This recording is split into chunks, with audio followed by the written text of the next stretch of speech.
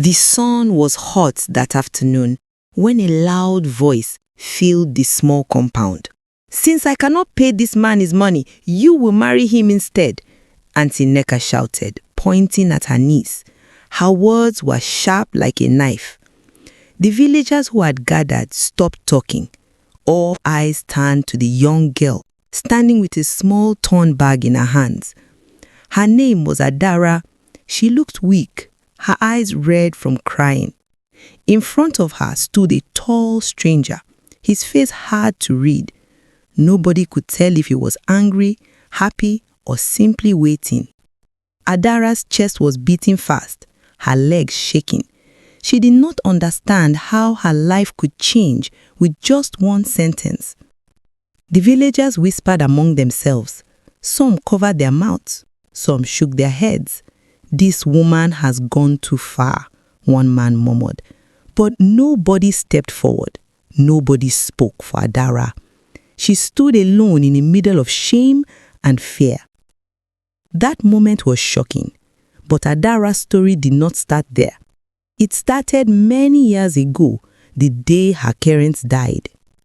Adaora was only 8 years old when her father and mother left for the city and never returned. Their old car had an accident on the highway. That evening, people ran into the village crying, "They are gone. Both of them are gone." Adaora's small body froze. She could not believe it. She pressed her face into her mother's wrapper, refusing to eat or move.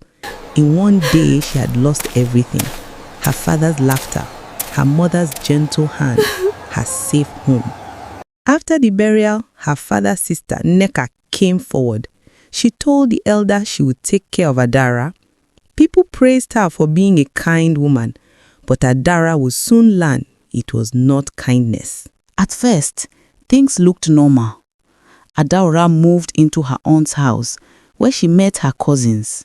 Kelechi, a boy full of pride, and Amarachi, a girl who always smiled in front of people, but mocked behind their backs. The first few days, Adaora thought she had found a new home. But soon, reality came like heavy rain. Neka treated her children like gold.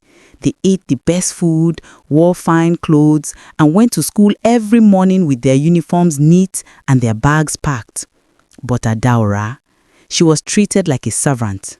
Her meals were the leftovers, her clothes were torn ones passed down from her cousins, and her bed was a mat in the corner of the kitchen. Every morning before the rooster crowed, Neka's voice would wake her. "Adaora, get up, go fetch water." She would carry the big clay pot on her head, her small neck bending under the weight. By the time she returned, sweat ran down her face, her arms shaking. But no one said thank you. Instead, more work would follow.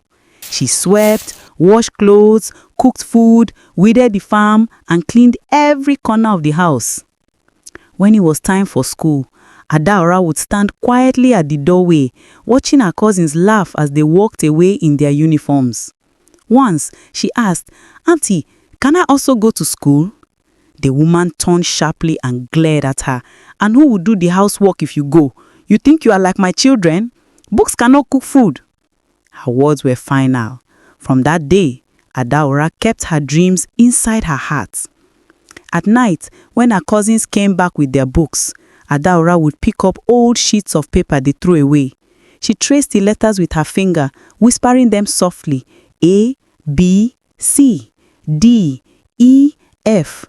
Sometimes she pretended to write on the ground with a stick, but whenever Neka caught her, she would shout, "Stop that nonsense, go wash the plates." The years passed slowly, filled with pain and silence. Adaora grew into a young girl, tall and graceful, but her eyes always looked tired. Her hands were rough from too much work. Her feet were hard from carrying heavy loads. Inside her heart, she still prayed secretly. At night, she would look at the stars and whisper, "God, do you see me? Please don't forget me." By the time Kelechi and Amarachi were ready for the university, Adaora was still at home, still doing chores like a slave. One evening after cooking, she gathered courage. She knelt by her aunt and begged, "Auntie, please, allow me to go to school. Even if I start late, I want to learn." Before she could finish, a sharp slap landed on her cheek. Eneka shouted, "Foolish girl, who will fetch water if you go? Who will weed the farm? You were brought into this house to serve, not to dream about things bigger than you." Adaora's heart broke.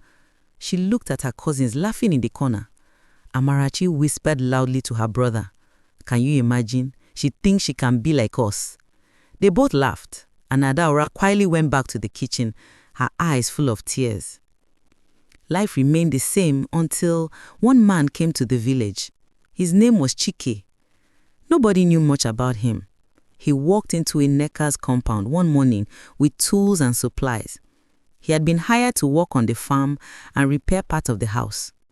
His skin was dark from long journeys, and his clothes were simple. To everyone, he looked like a poor laborer. He worked quietly for days, sweating under the sun. Adaora noticed how he carried himself. He did not shout, he did not complain, and when he spoke, his voice was calm. But she dared not talk to him. She only watched from afar as she swept or fetched water. When the work was done, Chike came for his payment. He stood before Eneka, respectful but firm. "Madam, I have finished the work. Please pay me what you owe."